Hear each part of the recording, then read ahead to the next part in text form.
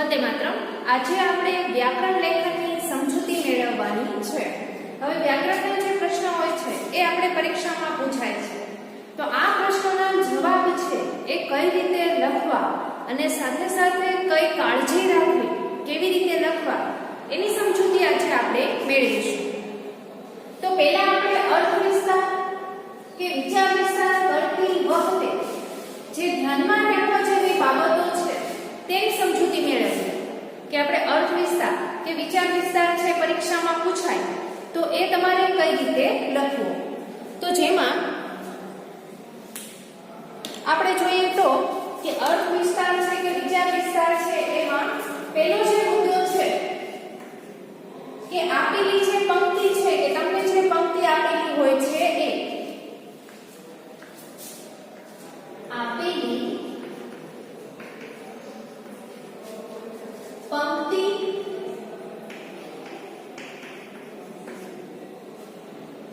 ઉક્તિનું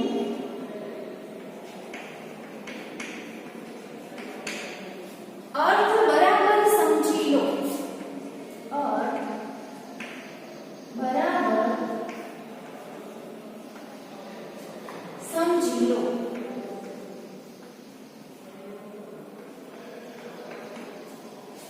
હવે ત્યાર પછીનો બીજો મુદ્દો છે આજે આપણે જે કંઈ પણ સમજૂતી મેળવીએ એ તમારે ફરી એકવાર વાંચી જવાની, જેથી તમે બધી વસ્તુ છે એ સરસ રીતે સમજી શકો. હવે ત્યાર પછીનો જે બીજો મુદ્દો છે એ જોઈએ તો જરૂરી મુદ્દા પાડી. જરૂરી મુદ્દા પાડી તેનો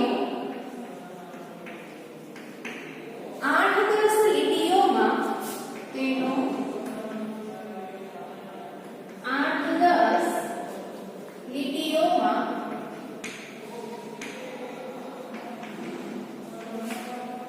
વિસ્તાર કરો.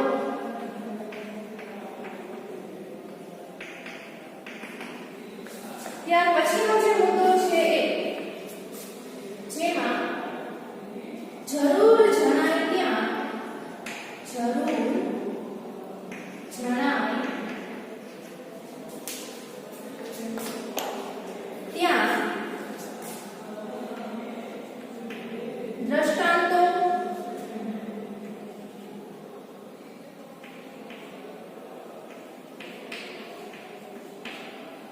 અને અન્ય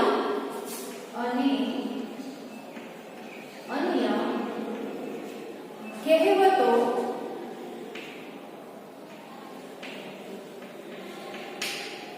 કાવ્ય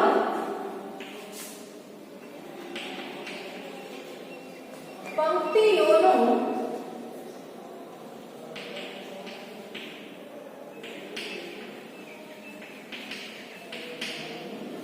ઉલ્લેખ કરી શકાય.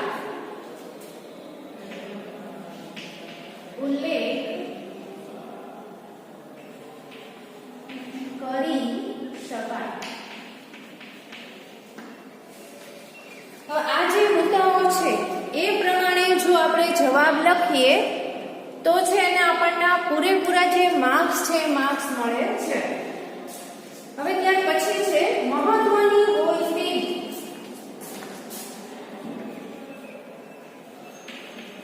મહત્વની હોય તેવી એક પણ બાબત રહી ન જાય તેની ચીવટ રાખો.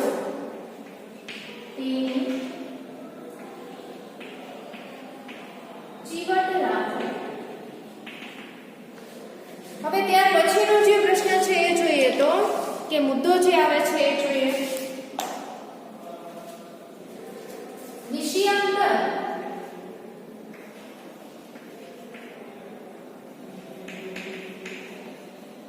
ન થાય તેની કાળજી રાખો. તેની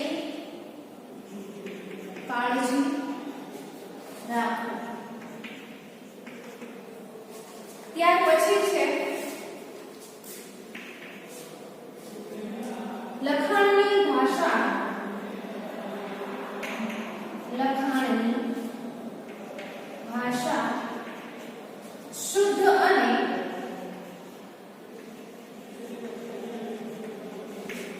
સરળ હોવી જોઈએ.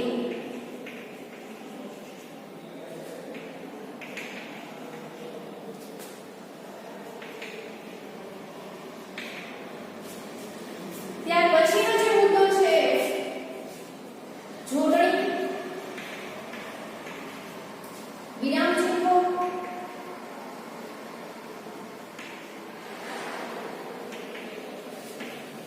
કે વાક્ય રચનાની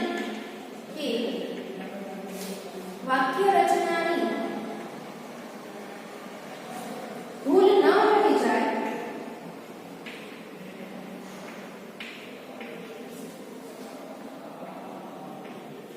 એનું ધ્યાન રાખવું.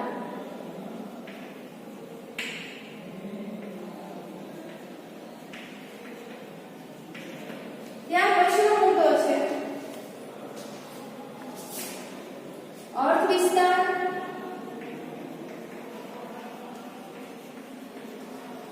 વિચાર વિસ્તાર,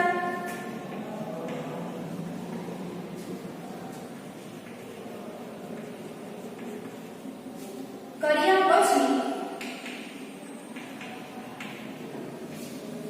એ સમગ્ર લખાણ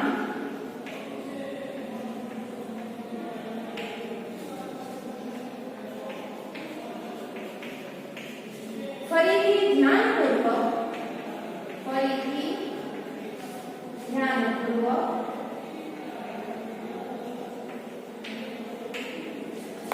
વાંચી જાઓ.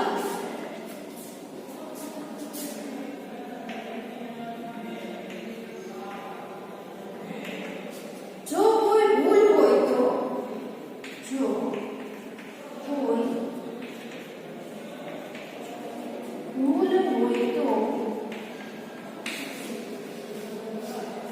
તે સુધારી લો.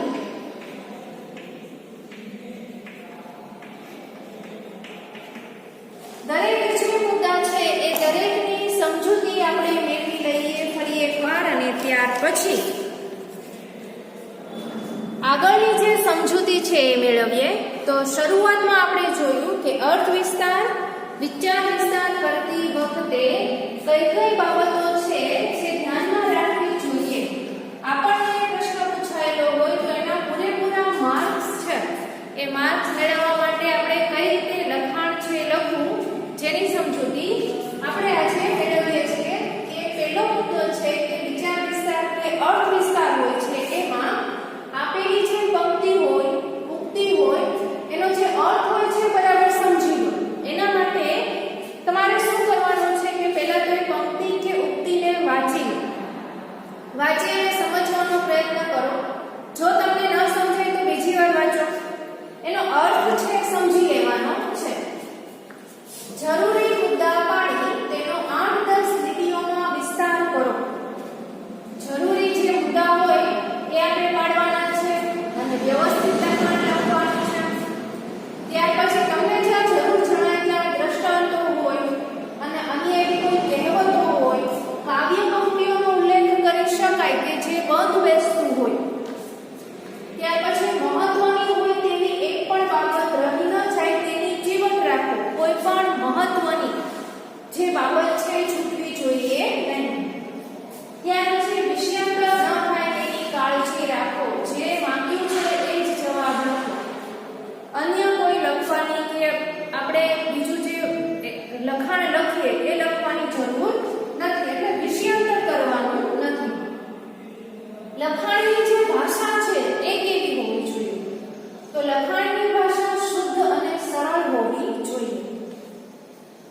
જોડણી છે, વિરામ ચિહ્નો છે કે જે વાક્ય રચના છે એની ભૂલ ન રહી જાય એનું ખાસ ધ્યાન રાખવાનું કે એમાં તમારા માર્ક્સ છે કપાતા હોય છે. અર્થ વિસ્તાર, વિચાર વિસ્તાર કર્યા પછી એ સમગ્ર લખાણ ફરીથી ધ્યાનપૂર્વક વાંચી જાઓ. વાંચીને જો કોઈ ભૂલ હોય તો એ સુધારી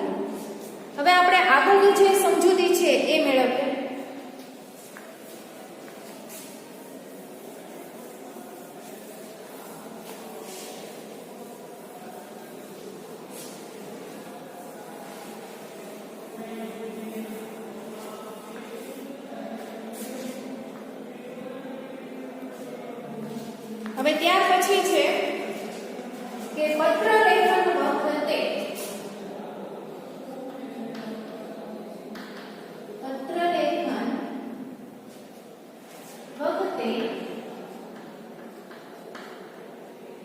ધ્યાનમાં રાખવા જેવી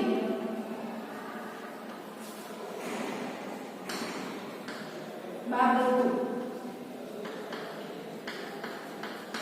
હવે પત્ર લેખન છે એ પણ આપણને પરીક્ષામાં પ્રશ્ન તરીકે પૂછાતા હોય છે. વ્યાકરણ છે તો વ્યાકરણમાં નિબંધ લેખન હોય છે, વાર્તા લેખન હોય છે, વિચાર વિસ્તાર હોય છે, પત્ર લેખન હોય છે. તો આ જે પત્ર લેખન છે એ પત્ર લેખન લખતી વખતે કઈ કઈ બાબતો છે જે આપણે ધ્યાન રાખવું જોઈએ એની સમજૂતી મેળવીએ. તો જેમાં પત્રની જમણી બાજુના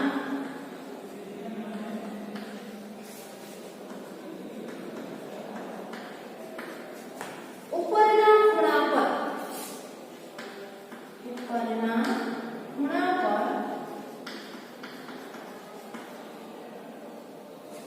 તમારું નામ,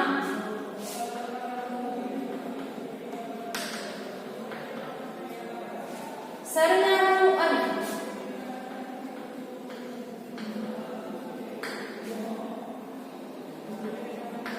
તારીખ લખો.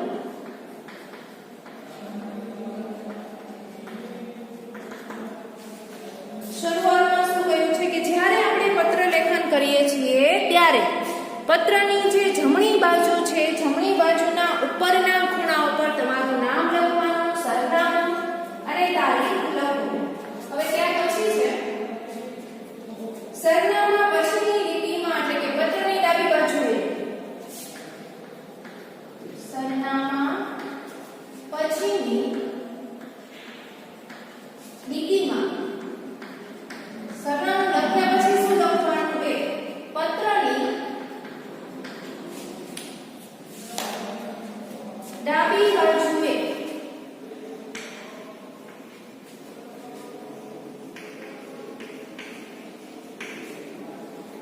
સંબોધન લખવું.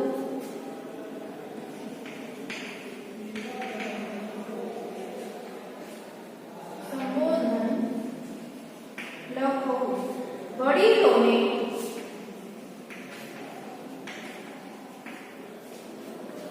પૂજ્ય લખીને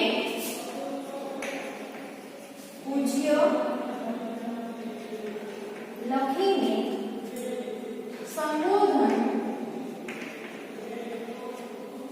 કરવું જોઈએ.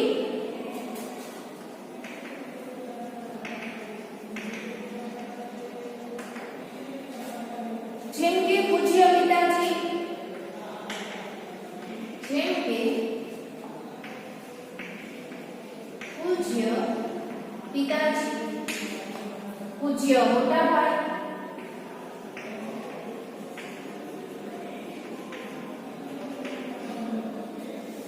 પૂજ્ય ગુરુજી,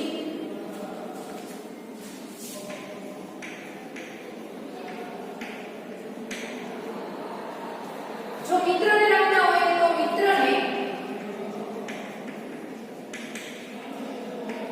પ્રિય મિત્ર કે વહાલી સખી જેવું સંબોધન કરવું જોઈએ.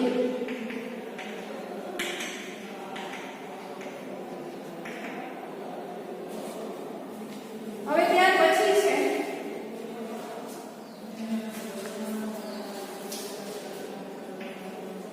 સંબોધન પછીના ફકરામાં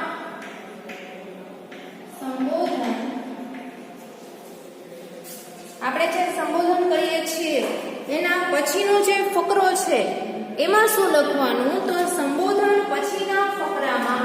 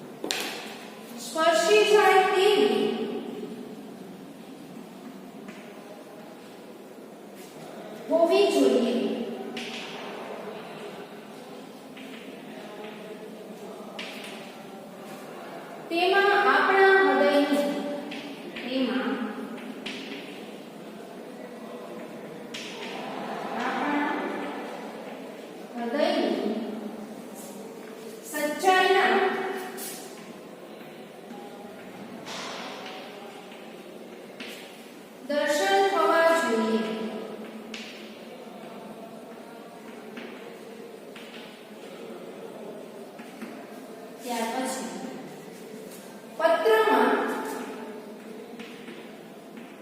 વિરામ ચિહ્નો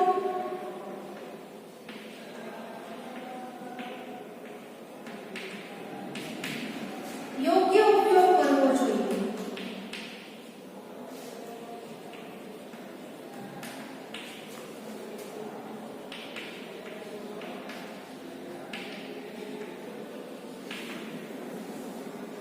ત્યાર પછીનો મુદ્દો છે, આ દરેક મુદ્દા છે એ દરેક મુદ્દા ધ્યાનમાં રાખવાના છે, વાંચવાના છે, સમજવાના છે અને એ રીતે છે તમારે જવાબ લખવાના હોય છે. હવે ત્યાર પછીનો જે મુદ્દો છે એ પત્રોમાં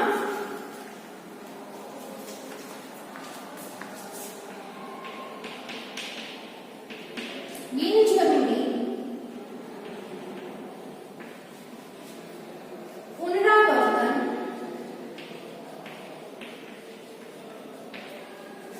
કરવું નથી. હવે ફરી એકવાર છે આપણે દરેક જે મુદ્દા છે મુદ્દાની સમજૂતી મેળવી લઈએ અને કઈ રીતે લખવા છે બાબતો દરેક યાદ રાખવાની છે. કે જેમાં સૌથી પહેલો મુદ્દો છે કે પત્રની જમણી બાજુના ઉપરના ખૂણા પર તમારું નામ, સરનામું અને તારીખ લખો. જ્યારે પત્ર લખીએ છીએ ત્યારે પત્ર લખતી વખતે જમણી બાજુના ઉપરના ખૂણા પર તમારું નામ લખવાનું, સરનામું અને તારીખ લખો. સરનામા પછીની લીટીમાં પત્રની ડાબી બાજુએ સંબોધન લખવું. વડીલોને પૂજ્ય લખીને, આપણે કોઈ વડીલ છે એ વડીલને પત્ર લખતા હોઈએ તો પૂજ્ય લખીને સંબોધન કરવું જોઈએ. વડીલ હોય તો માન આપવું જોઈએ, આદર આપવો જોઈએ. જેમ કે પૂજ્ય પિતાજી, પૂજ્ય મોટા ભાઈ, પૂજ્ય ગુરુજી. આપણા કોઈ મિત્રને પત્ર લખીએ છીએ તો મિત્રને પ્રિય મિત્ર કે વહાલી સખી જેવું સંબોધન કરવું જોઈએ. સંબોધન પછીના ફકરામાં પત્રની વિગત લખવી જોઈએ. એના પછીનો જે ફકરો છે ત્યાં શું લખવાનું કે પત્રની જે વિગત છે લખો. પત્રના લખાણમાં જરૂર મુજબ ફકરા પાડી શકાય. જ્યાં આપણને એમ લાગે કે અહીંયા ફકરો પાડવો જોઈએ, જરૂરી છે ત્યાં પાડવા. પત્ર પૂરો કરતા પહેલા, આપણે પત્ર પૂરો કરીએ છીએ પહેલા શું કરવાનું તો વડીલોને પ્રણામ અને નાનાને આશીર્વાદ કે શુભેચ્છા લખવામાં આવે છે. પત્રની ભાષા સરળ અને હૃદયને સ્પર્શી જાય તેવી હોવી જોઈએ. તેમાં આપણા હૃદયની સચ્ચાઈના દર્શન થવા જોઈએ. એટલે સરળ સાદી ભાષામાં લખાણ છે લખવાનું. હવે આપણે જે પત્ર લખીએ છીએ એમાં પણ કે કોઈ એવી સંસ્થા હોય કે સરકારી નોકરી હોય કે બીજે ક્યાંય આપણે પ્રાઇવેટમાં જોબ માટે અરજી કરતા હોઈએ તો એ રીતનો પત્ર લખવાનો હોય છે. આપણા વડીલો હોય કે સગા સંબંધી હોય એમાં આપણે પત્ર લખીએ તો એક અલગ લખીએ છીએ કે જેમાં આપણે ખબર અંતર પૂછીએ છીએ. કોઈ મહત્વની બાબત જણાવવાની હોય તો એ જણાવીએ છીએ.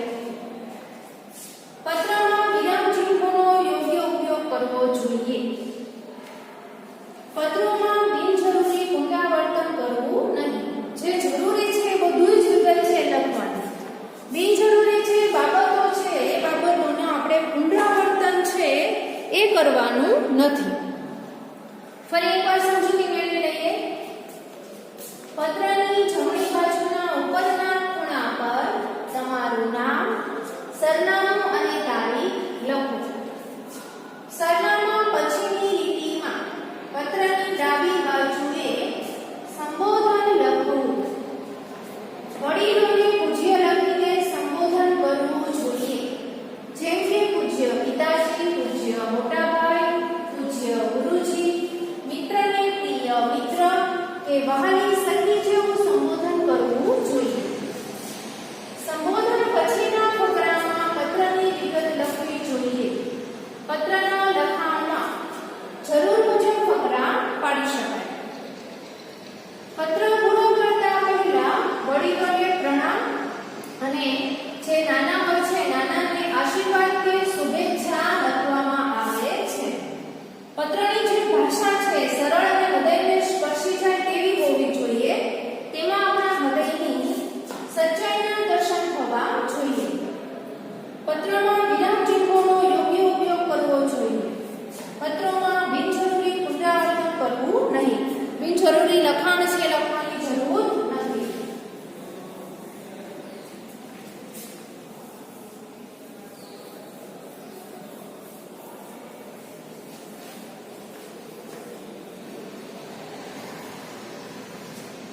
આજે આપણે જે મુદ્દાની સમજૂતી મેળવી છે એ દરેકે દરેક મુદ્દા ફરી એકવાર વાંચી જવાના છે. એ તમારું આજનું હોમવર્ક રહેશે. આજનો લેક્ચર છે આપણે અહીંયા પૂરો કરીએ છીએ. આભાર.